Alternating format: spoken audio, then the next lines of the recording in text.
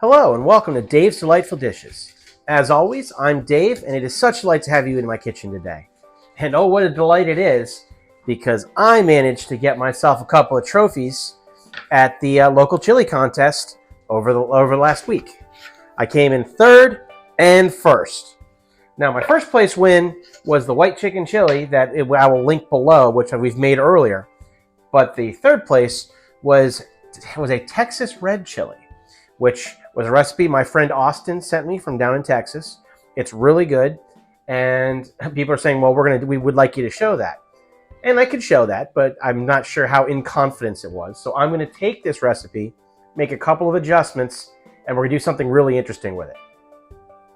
Come on and check it out.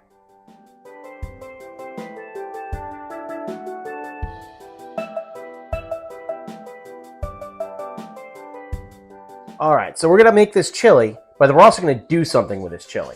What we're going to do, and this is based on a recommendation from one, my wife, and then two, someone who commented on one of my other videos. We're going to take these tater tots that I got in the fridge, and we're going to do tater tot nachos with this chili, because it actually is a great chili for that kind of purpose, and we're going to put a whole bunch of extra ingredients on that. So the first thing we're doing is we're getting the oven up to temperature for the tater tots, because they take about a half an hour to cook. And then the chili itself is going to have to simmer for a little while. So we're going to go ahead and get kicking on that.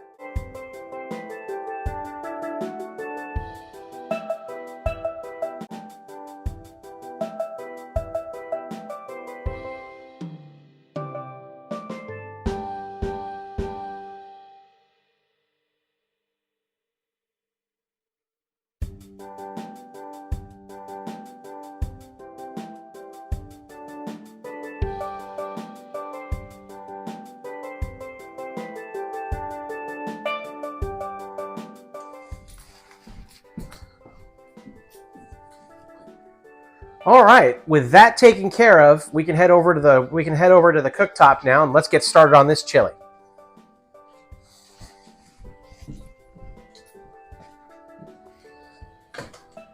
All right, the first step for me is to get the Dutch oven hot and have some oil at the bottom because we've got a large yellow onion that I've diced fine, which is going to go in and start sweating. We want to cook this until it's softened up and started to brown a little bit. And right before that happens, we're going to add the next ingredient, which is the beef.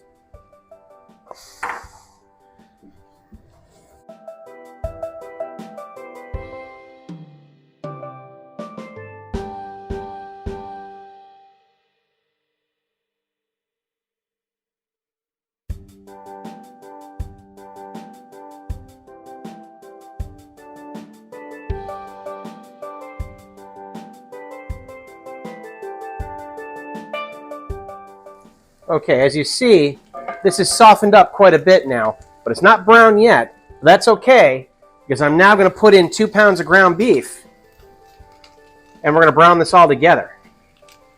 Now, normally I would do this in a cast iron if I was doing it for any other purpose, but since we're making chili, we can one-pot this because all the flavors are going to blend together. But you got to break this up and get it all mixed in.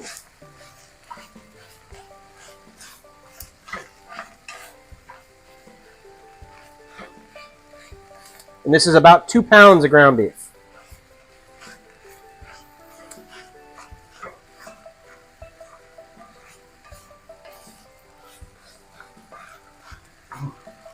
All right, this is enough beef that it's going to take a while to brown up, so I will get back to you once it's ready. All right, now that we've got the meat browned up, now when you're browning beef, a lot of the times you're going to want to get rid of any excess grease, but I chose lean beef. Very lean beef for this, so that there is always going to be some. You don't want it all lean, but this little bit of fat that's in here, I want to keep because that's flavor. But now we got to add some seasonings. So we're going to put in 2 tablespoons. Now let me talk about this real quick. This is a starting point for the chili seasonings, and then from there you're going to taste and put it to your palate because some people like it really hot, some people don't like it really hot. So I have 2 tablespoons of chili powder, 1 tablespoon of cayenne pepper, 2 tablespoons of cumin, a tablespoon of garlic powder, 2 teaspoons of cracked pepper, and I'm going to put half of a tablespoon of salt in to start. And we got to mix all this together. And let this start seasoning our meat.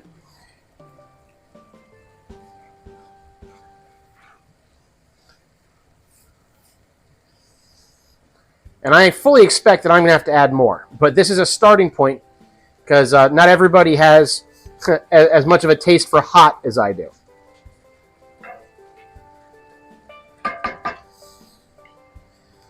So now that that is there, I'm going to put this heat down to medium. I'm going to add the diced stack of corn tortillas. That's about 3/4 of an inch high. Give this a stir up so it's all combined.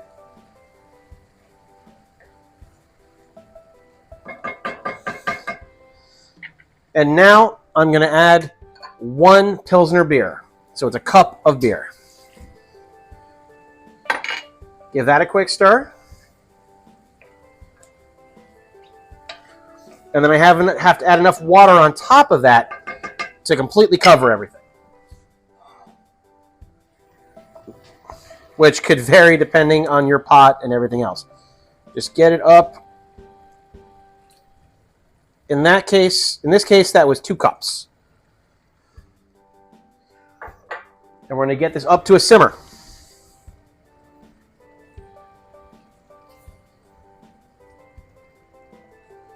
So I put this up to high heat again, and we're going to get up until it's just short of boiling.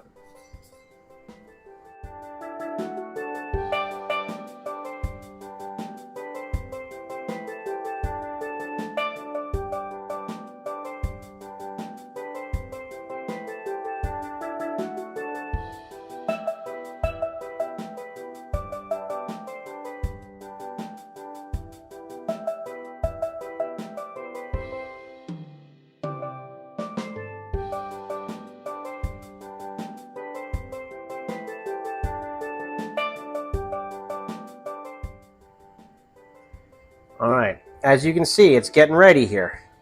Very close now. So I'm going to turn it down to low. I'm going to put a lid on it, and we're going to let this go for at least a half an hour. At a half an hour, we're going to check it and see where we're at. All right, we are halfway into that 30-minute simmer time, and we're going to take a look at this and see how it's going. As you can see, there's a little bit of fat on the top, but if we give it a quick stir, that blends right in. If you've got a whole bunch of it, because you know your particular bit of ground beef might have a lot more lean or more fat or more lean. If it's too much, by all means, just I would take like a paper towel and put it on top there to try to soak some of that fat up. But this is about right for what I'm looking for. So what I'm going to have to do here is I'm going to have to give this a taste. Since we're halfway, I want to give it a taste and see where we're at. And maybe I need to add some more seasonings, maybe I don't. And remember, the best person to decide that is going to be you, because you're the one eating it.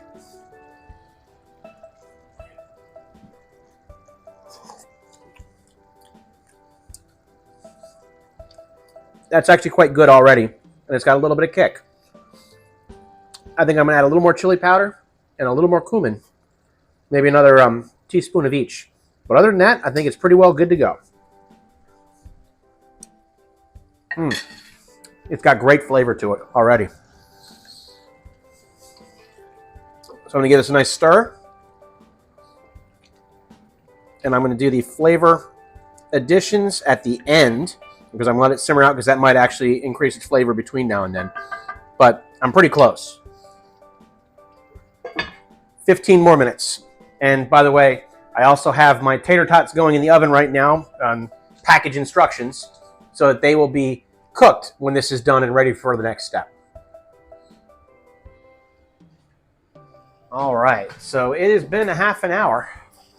And if you look at this, the tortillas have almost completely disintegrated and melded in, and you can see there's almost no residual fat left there. So we can just stir that in, and that's just going to be some extra flavor. And that's going to be just fine like that. We don't need to do anything else to it. And I've given it a taste, and I actually I don't feel like I need to add anything else. But if you want to make it hotter, there's lots of ways you can do that. You can add more cayenne. You can add some hot sauce. You can add some, maybe if you like, some ghost pepper hot sauce or something like that. But remember, it doesn't take a lot to make something very hot. And once it's in, you can't take it back. So your best bet is to give hot sauces on the side so that your guests or you can make it as hot on your plate as you want. Like a medium hot chili, unless you're trying to murder people, is probably your best bet. So anyhow, this is going to go onto the workstation. The tater tots are coming out of the oven in just a second, and we are going to get going on the final preparations. Okay, well, we're almost there now. We have a couple last things to do. I'm going to take some diced red onion and kind of spread that around these tater tots, and they're nice and crispy. There's a nice spread. And I've got some diced jalapeno pepper. You could do coins if you like as well. I just thought because these are tater tots and not nacho chips, it would be better to have them diced. And then I have a ladle, and I'm going to spoon on a nice portion of the chili. Alexa, stop timer.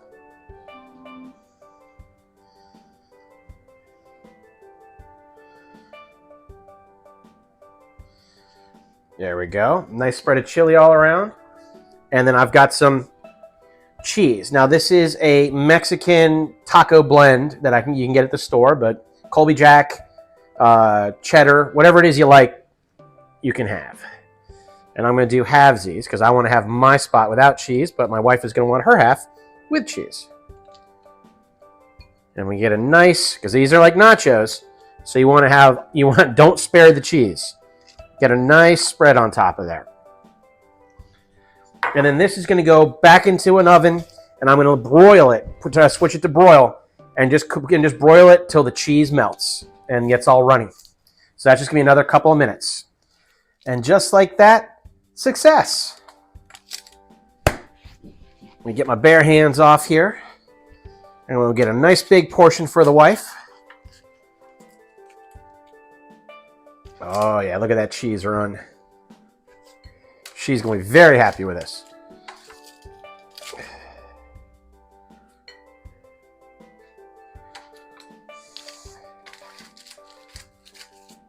And since this can be a side, a snack, or in this case, it's a dinner portion. And then I'm going to put some fresh Pico on that I made myself. Just basically tomatoes, onions, cilantro, and lime juice with some salt.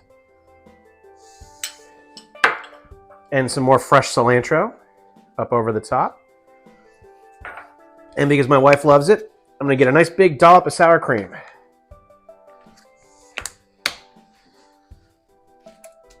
And I'm going to take my bare hands and get this out of the way. What would I do if I wasn't able to pick things up barehanded? And this is quite delightful.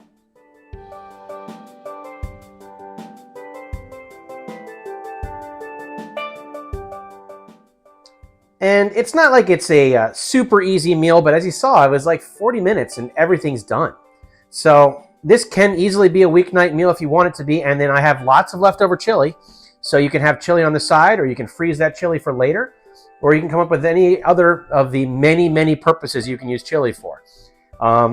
This is a really good thing for a tailgate, a potluck, just plain dinner, or just a snack. I mean, gosh, it's just versatile.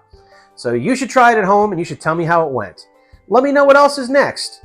And I hope to hear from you guys soon. If you haven't already, please hit like and subscribe.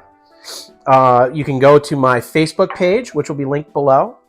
where it'll have my Spreadshirt app on it, as well as it's a good place for interesting backstory, comments, questions, anything like that. You can go to my Instagram, which will also be linked. And I really hope you guys enjoy what we're doing. Let me know, and I will see you guys at the next recipe. Have a wonderful evening.